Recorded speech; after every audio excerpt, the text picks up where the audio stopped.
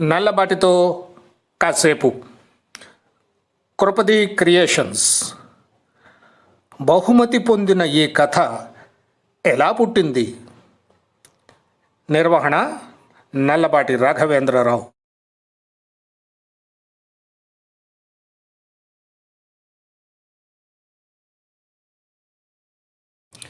నమస్కారం.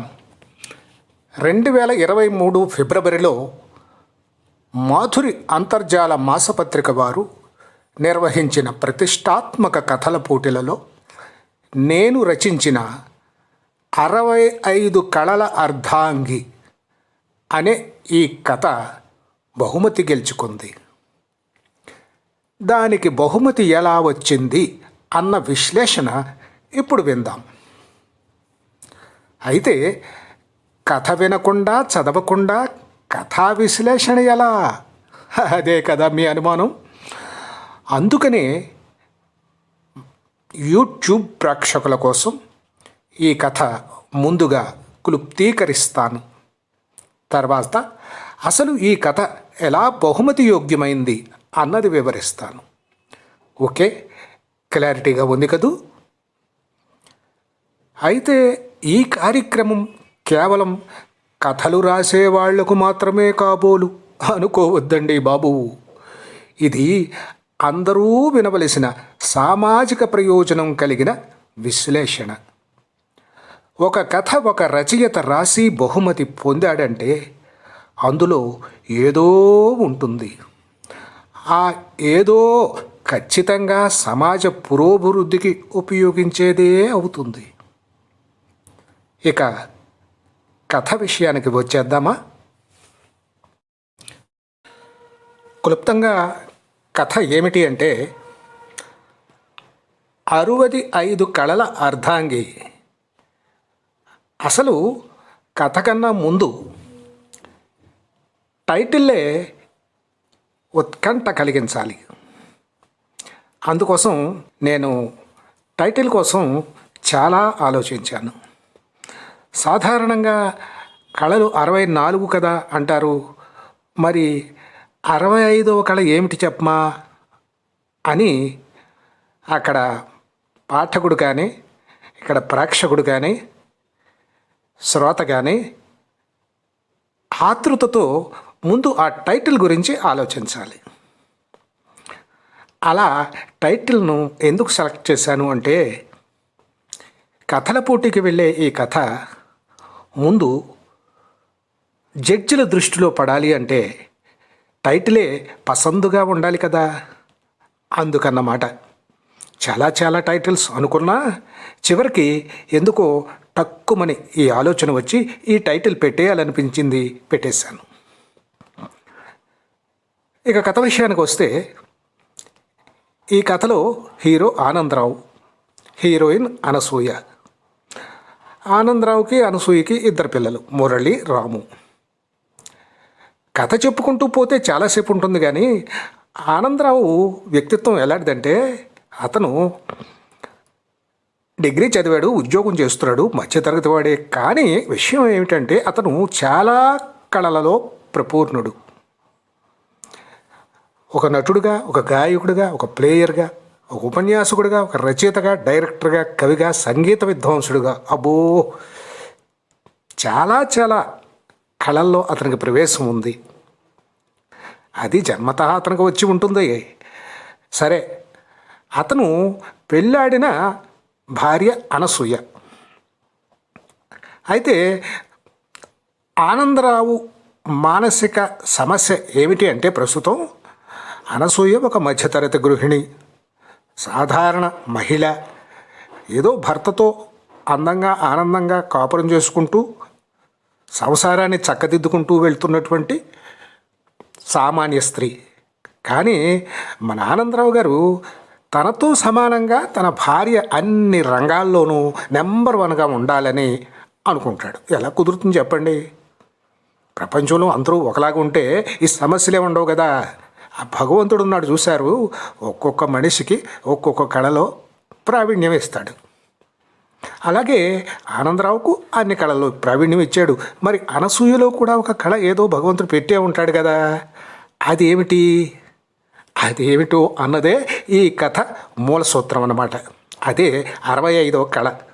ఆ కళ గురించి తర్వాత చెప్పుకుంటే ముందు కథలోకి కొంచెం ముందుకు వెళితే, ఆనందరావు మహా గొప్ప కళాకారుడు అని చెప్పుకున్నాం కదా. అతను భార్యను ఇద్దరు పిల్లలు పుట్టిన తర్వాత వేధించడం మొదలెట్టాడు. నేను చాలా కళల్లో ప్రావీణ్యుణ్ణి, నీకు ఏమాత్రం ప్రావీణ్యత ఎందులో లేవు, నువ్వు పనికిరాని దద్దమ్మవి అంటూ డైరెక్ట్గా అంటూ మానసికంగా ప్రతిరోజు ప్రతి నిమిషం కృంగతీసేవాడు.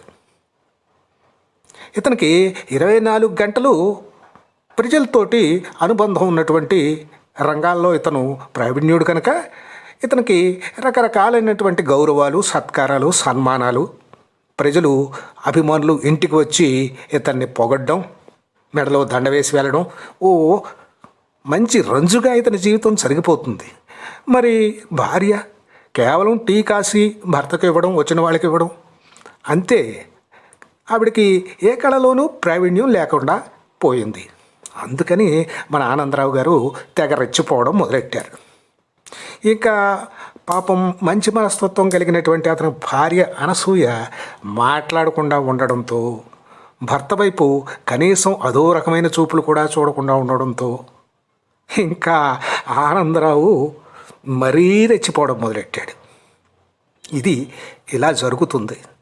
ఈ కథ ఇలా జరుగుతూ ఉంటే మరి అక్కడ మన కథల పోటీల్లో జడ్జి గారు ఎలా ఈ కథను ఇంకా ముందుకు చదవాలని అనుకుంటారు. అందుకని ఏదో చెయ్యాలి అంటూ నా మనసు చెప్పింది. అసలు ఈ కథ ఎలా పుట్టింది, దీని బహుమతి ఎలా వచ్చింది అన్న దాని గురించి కదా మనం చెప్పుకుంటున్నాం. అందుకని ఈ కథలో మంచి బలం చేకూరాలంటే ఏం చేయాలి అని ఆలోచించాను. ఈ 2 పాత్రలు జరుగుతున్నప్పుడు ఓ కొత్త పాత్ర వచ్చి ఈ కథకి కొంచెం పరిపుష్టిస్తే బాగుంటుంది అన్న ఉద్దేశం నాలో కలిగింది. మరి ఆ పాత్ర కుటుంబంలో పాత్రే కావాలి. ఆ వాళ్ళ కుర్రవాడు ఉంటాడు కదా, మురళి అని ఒక కుర్రాడు ఉన్నాడు, పెద్ద కుర్రవాడు. ఆ మురళిని ఈ పాత్ర ద్వారా ఇక్కడ మంచి పరిపుష్టి తేవడానికి ఆలోచన చేసి ఆ పాత్రను ప్రవేశపెట్టడం జరిగింది. మురళి చదువుకుంటున్నాడు, చిన్న కుర్రవాడు. అతను తన స్కూల్లో మాస్టారు చెప్పినటువంటి కథలు ఇంటికి వచ్చి చెప్తూ ఉంటాడు తండ్రికి. అయితే ఆ రోజు తండ్రి అడిగాడు, ఏం కథ చెప్పారురా మాస్టర్ అని. మాస్టర్ ఈరోజు చెప్పలేదు నాన్న, ఇంటికి వచ్చాక అమ్మ చెప్పింది అంటాడు. ఏమిట్రా కథ? అమ్మకి కథలు చెప్పుకోవడం కూడా వచ్చా దాని ముఖానికి? దుడ్డి ముఖం అదేని. దాని ముఖం చూస్తే నాకు ఎలా ఉందంటే అలా ఉంది. తేళ్ళు చెరులు ఒళ్ళంతా పాకుతున్నట్టుగా ఉంటుంది. ఏం చెప్పింది ఏంటి కథ? చెప్పి తగులడు అన్నాడు కోపంగా. మరి మన మురళి గారు అందుకున్నారండి. ఆ మురళి చెప్పిన కథ ఏమిటంటే, మనకి పూర్వం పురాణాల్లో ఉండే కథ ఒకటి ఉంది చూడండి. ఒక మహాపండితుడు పడవ మీద ఒక నది దాటుతుంటే ఆ పడవ నడిపేవాడు ఆ పండితుడితోటి మాట్లాడుతుంటాడు. పండితుడు, నేను చాలా గొప్పవాడినయ్యా, నాకు చాలా చాలా శాస్త్ర గ్రంథాలు తెలుసు, నీలాంటి వాడు అనవసరం బ్రతకడం అన్నట్టుగా పండితుడు మాట్లాడతాడు. ఆ పడవవాడు మౌనంగా కూర్చుంటాడు, మౌనంగా పడవను నడుపుతూ ఉంటాడు. చివరికి అనుకోకుండా పెద్ద తుఫాను వచ్చి పడవ మునిగిపోతుంటే అప్పుడు ఏం జరుగుతుంది? పడవవాడు ఆ పండితుడిని రక్షిస్తాడు.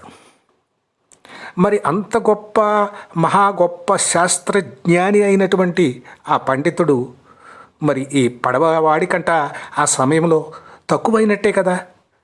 ఇది ఆ కుర్రోడు మురళి తన తల్లి చెప్పిన కథ యొక్క సారాంశం. ఈ కథ విన్నటువంటి మన హీరో ఆనందరావు గారు రెచ్చిపోయాడండి, మండిపోయాడు. ఒరేయ్ బడుద్దాయ్, ఈ కథ మీ అమ్మ నా గురించి చెప్పినట్టుగా ఉంది. ఈ కథ దానికి తెలుసున్న కథ కాదు, ఎక్కడో విని కావాలని నీకు చెప్పి నాకు చెప్పమని చెప్పిందనమాట అంటూ 4 మోదాడు ఆ కుర్రోడిని. ఆ పాత్ర, ఆ మురళి అనేటటువంటి వాళ్ళ అబ్బాయి పాత్రను అక్కడికి తీసుకొచ్చి ఈ కథకి ఇలా ఇంక్లూడ్ చేయవలసిన అవసరం కలిగింది. ఎందుకు అంటే ఇందాక అనుకున్నాం చూడండి, ముందు జడ్జిని ఇంప్రెస్ అవ్వాలి, అయితే మనకి బహుమతి వస్తుంది. ఆ తర్వాత పాఠకుల దగ్గరికి వెళుతుంది కదా కథ. అందుకని అలా జరిపాం. కొంతవరకు అలా కథ నడిచిన తర్వాత మరి క్లైమాక్స్ రావాలి కదండి. ఎంతసేపు అని చదువుతాడు పాఠకుడు కథని? ఆ క్లైమాక్స్ కూడా ఒక గొప్ప క్లైమాక్స్ పెడితేనే కానీ జడ్జిలు మన కథని ఆమోదించరు అనిపించింది. మరి ఆ క్లైమాక్స్ ఎలా తీర్చిదిద్దాలి అని చాలా చాలా ఆలోచించాక ఒకరోజు చాలా ఆలోచన అంటే ఒక్కొక్క కథకి నాకు ఆలోచన చేయడానికి క్లైమాక్స్కి అరగంట పడుతుంది, ఒక్కొక్క కథకి 2 రోజులు పడుతుంది, ఒక్కొక్క కథకి 15 రోజులు కూడా పట్టచ్చు. అలాగే ఈ కథకి చాలా రోజులు పట్టడం మీద వచ్చిన ఆలోచన ఏమిటి అంటే, లాస్ట్లో ఒక కాబూలీవాలా వస్తాడు. అక్కడి నుంచి మళ్ళీ మనం కథ మొదలెట్టుకుంటే, ఆ కాబూలీవాలా భరత్ కుమార్ అంబాలాల్ ఒకనాడు నైట్ వచ్చి మన ఆనందరావు గారి తలుపు టప్ టప్ మంట కొట్టాడు. ఆ ఆనందరావు గారు కిటికీ తీసి కొద్దిగా చూశాడు. భరత్ కుమార్ అంబాలాల్ హడిలిపోయాడు ఆనందరావు గారు. వెంటనే వంటింట్లో వంట చేస్తున్నటువంటి భార్య దగ్గరకు పరుగున వెళ్ళాడు. ఏమే, ఆ సేటు భరత్ కుమార్ అంబాలాల్ వచ్చేసాడే బాబు, వాడికి నేను 50,000 రూపాయలు ఇవ్వాలి కదా, దానికోసం వచ్చాడనమాట. ఇదిగో నేను చాలా వాయిదాలు పెడితే అతనికి చిరాకు వచ్చింది. మొన్న రోడ్డు మీద కొట్టడానికి కూడా వచ్చాడు. మళ్ళీ పెద్దల్లో పెడితే ఏదో ఒక వాయిదా ఇచ్చాడు, ఆ వాయిదా కూడా దాటిపోయింది. వాడు పగలైతే నేను ఇంటికాడ ఉండనేమోనని రాత్రి వచ్చాడనమాట. ఇదిగో నీ చేతులు పట్టుకుంటున్నాను, కాదు నీ కాళ్ళే పట్టుకుంటున్నానే బాబు.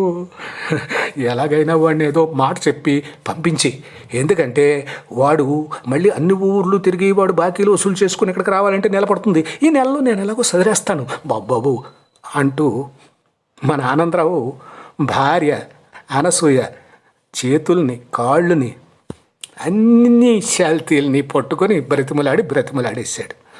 భార్య సరే మీరు ఉండండి అంది.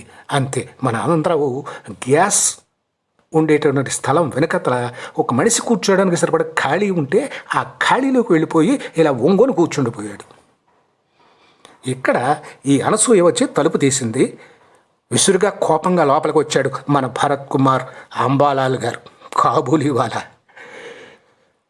ఏమన్నాడు వచ్చి, అమ్మా నీ మొగుడు ఇంత ఝూట్ అని నాకు తెలియదమ్మా, నేను మంచివాడు అనుకుని ఇచ్చాను, నాది పెద్ద వడ్డీ వ్యాపారం కాదు, కొంచెం వడ్డీకి దాన ధర్మం కింద ఇస్తున్నాను, నేను పెళ్ళం బిడ్డలతో బ్రతకాలి కదా, అసలు ఇలాంటి వాడు నీకు మొగుడుగా ఎలా దొరికాడు తల్లి, నీ ముఖం చూస్తే ఎంత కళగా ఉంది, వాడి ముఖం చూస్తే ఎంత పేడీగా ఉంది, వాడు నీకు మొగుడుగా అసలు సరిపోడు అమ్మా, సిగ్గులేని జన్మ వాడిది, మనిషికి ఒక మాట గుడ్డికి ఒక దెబ్బ అన్నారు, నీ మొగుడికి ఎన్ని దెబ్బలు వేసినా పుతీరాని పిరికి జన్మ అమ్మ వాడిది, వాడు ఇప్పుడు వంటింట్లో ఉన్నాడో వీధిలో ఉన్నాడో నాకు అనవసరం తల్లి, వాడు నాకు ఇవ్వవలసిన 50,000 రూపాయలు ఇప్పుడే ఇచ్చేయండి అన్నాడు. కథ నడుస్తూ ఉంటే ఆవిడ పాపం అతన్ని శాంతపరిచి బాగా లోపలికి కుర్చీ దగ్గరికి తీసుకొచ్చి కూర్చోబెట్టి కొంచెం మంచినీళ్ళు ఇచ్చి అభిమానంగా మాట్లాడడం మొదలెట్టింది. అయ్యా మీకు డబ్బు ఇవ్వాల్సిన మాట కరెక్టే, కాదు అనడం లేదు, కానీ ఆయన డబ్బును దొబ్బి మిమ్మల్ని బాధ పెట్టే వ్యక్తిత్వం కలిగిన వ్యక్తి కాదు, తప్పకుండా మీ డబ్బులు మీకు తొందరలోనే ముట్టే ఏర్పాటు చేసేలా నేను ఆలోచన చెప్తాను, మీరు కంగారు పడవద్దు, కొంచెం సమయం ఇవ్వండి అంటూ చాలా ప్రాధేయంగా అతని కళ్ళలోకి చూసి అనునయంగా చెప్పింది. దాంతో మరింత రెట్టించిన కోపంతో వచ్చినటువంటి ఆ సేట్ చల్లబడిపోయాడు.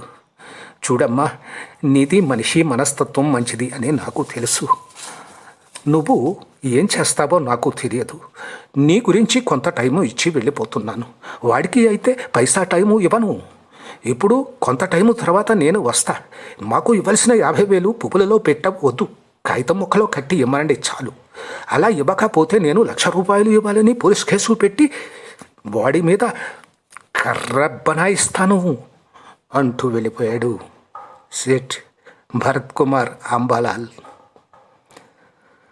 అంతే, ఆ పాత్రనే అలా పంపించేశాం. ఇప్పటికే కొంత క్లారిటీ వచ్చి ఉంటుంది వినే ప్రేక్షకులకు, చూసే ప్రేక్షకులకు. ఇక్కడ ఈ పాత్రను తీసుకురావాల్సిన అవసరం క్లైమాక్స్లో బలం కోసం. తర్వాత కథ ముగింపు అర్థమైపోతుంది పాఠకుడికి కానీ ప్రేక్షకుడికి కానీ. అది ఎలాగంటే, ఈ ఆనందరావు 64 కళలలో గొప్పవాడైనప్పటికీ తన సమస్య నుండి బయటకు పడడం అనే కళలో మాత్రం జీరో. అది అనసూయకు తెలుసు. అష్టకష్టాల్లో ఉన్న భర్తను ఎలా ఆవిడ బయటపడేసిందో చూసారా, తాత్కాలికంగా. ఆ తర్వాత ఆనందరావు డబ్బు పోగువేయచ్చు, ఆ డబ్బును సేట్కి ఇవ్వచ్చు, అది వేరే విషయం. తాత్కాలికంగా భర్తను ఆ కష్టం నుంచి బయటపడేసింది. అది ఒక గొప్ప కళ. అది ఎంత గొప్ప కళ అంటే, ఆ కళ ఆవిడకు తెలుసు కనుక ఆవిడ ఆ ఇంట్లో ఆ ఆనందరావు అనేటటువంటి ఆ రెచ్చిపోయే స్వభావం కలిగినటువంటి ఆ వ్యక్తితో అలా కాపురం చేస్తుంది. అసలు ఇది ఒక దాంపత్య బంధపు కళ అనేటటువంటి ఈ కళ చాలా గొప్ప కళ. సర్వకళలకు మించినటువంటి 65వ కళ లాంటిదన్నమాట. అలాంటి దాంపత్యపు బంధపు కళ అనసూయ అనే ఆ స్త్రీమూర్తికి తెలుసు కనుక ఆ కాపురం అలా సాగుతూ వస్తుంది. అది అన్నమాట 65వ కళ. ఇది బాగా పాత స్టోరీ, కానీ దీన్ని వెనక నుంచి ముందుకి, ముందు నుంచి వెనక్కి రకరకాలుగా తిప్పి కొత్త పాత్రలను ఇంక్లూడ్ చేసి ఒక కొత్త స్టోరీగా రూపుదిద్దడం కూడా ఇక్కడ జరిగింది.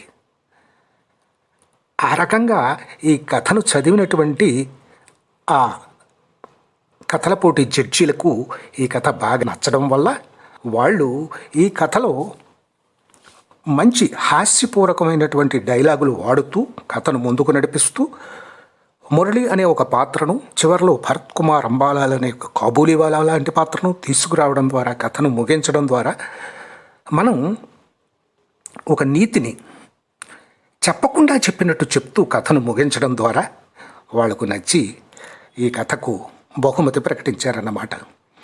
అదండి విషయం. ఈ కథ ఎలా పుట్టిందో, ఎలా ఈ కథ ముందుకు వెళ్ళిందో, ఎలా ఈ కథకు బహుమతి వచ్చిందో ఇప్పటికి మీకు అర్థమయ్యే ఉంటుంది కదా. చివరగా ఒక కథకు బహుమతి రావాలంటే కథలో మెయిన్ పాయింట్తో పాటు శైలి కూడా జడ్జిలకు నచ్చి తీరాలి. అప్పుడే ఆ కథ బహుమతికి యోగ్యం అవుతుందన్నమాట. సరే, నా శైలి కూడా ఒకసారి వినండి మీరు. కథలో ఒక చిన్న భాగం చదివి వినిపిస్తున్నాను. ఆనందరావు గొప్ప రచయిత కనుక ఏ కథనైనా అల్లనూగలడు, రాయనూగలడు, వాట్లను ప్రింటింగు చేయించుకోనూగలడు. ఎందుకంటే పేరున్న రచయితల్లో అతను ఒకడు కదా మరి. అయితే ఆనందరావు తనను ఏసడిస్తున్నా, ఎన్నో మాటలు అంటున్నా అతని భార్య అనసూయ ఏమాత్రం పెదవి విప్పి మాట్లాడలేదు, మూగగా రోదించలేదు, భర్తను శపించలేదు, కృంగిపోలేదు, కుళ్ళిపోలేదు. అంతేకాదు, పిచ్చిగా అరిచి భర్త వైపు దుర్మార్గపు చూపు అసలే చూడలేదు. భర్త తనను ప్రతి నిమిషం అవమానిస్తున్నా మండుతున్న తన మనసు మీద కాసిన్ని ఎండమావి కన్నీళ్లు పోసి నిద్రాదేవి బాహువుల్లో తనకు తెలియకుండానే బందీ అయిపోతుంటుంది అనసూయ. ఇదండి కథలో నేను రచించిన నా శైలి విధానం. శుభం. బహుమతి పొందిన ఈ కథ ఎలా పుట్టింది విన్నారుగా. మరొకసారి నా బహుమతి పొందిన కథతో మిమ్మల్ని పలకరిస్తాను. ఇక అందరికీ నమస్కారం, సెలవు. మీ రాఘవేంద్రరావు.